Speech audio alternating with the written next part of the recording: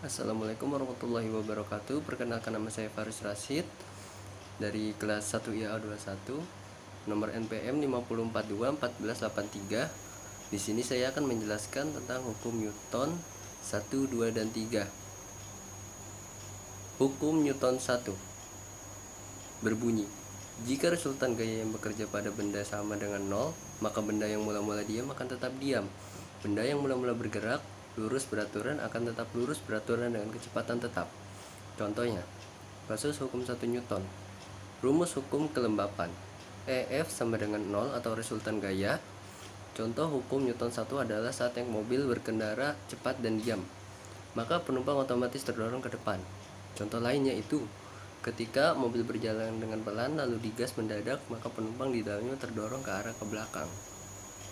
Dan yang kedua, hukum 2 Newton yang berbunyi, percepatan atau perubahan dari kecepatan dari suatu benda akan sebanding dengan resultan gaya atau jumlah gaya yang bekerja pada benda tersebut dan berbanding berbalik dengan massa benda. Contoh, rumus Newton 2F sama dengan MA, dengan F adalah gaya N, M adalah massa benda, dan A adalah percepatan. Contoh, hukum Newton 2 yaitu terlihat pada waktu melempar batu secara vertikal ke atas. Awalnya, batu melaju konstan ke atas, lalu melambat dan berhenti akibat adanya gaya gravitasi. Batu tersebut selanjutnya turun ke bumi dengan kecepatan dari massa batu ditambah gaya gravitasi yang mempercepatnya.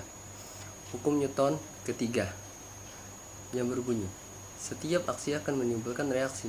Jika suatu benda memberikan gaya pada benda lain, maka benda yang terkena gaya akan memberikan gaya yang besarnya sama dengan gaya yang diterima dari benda pertama, tapi arahnya berlawanan.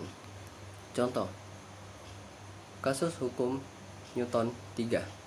Rumus hukum ada 3 jenis. 1. Rumus gaya gesek.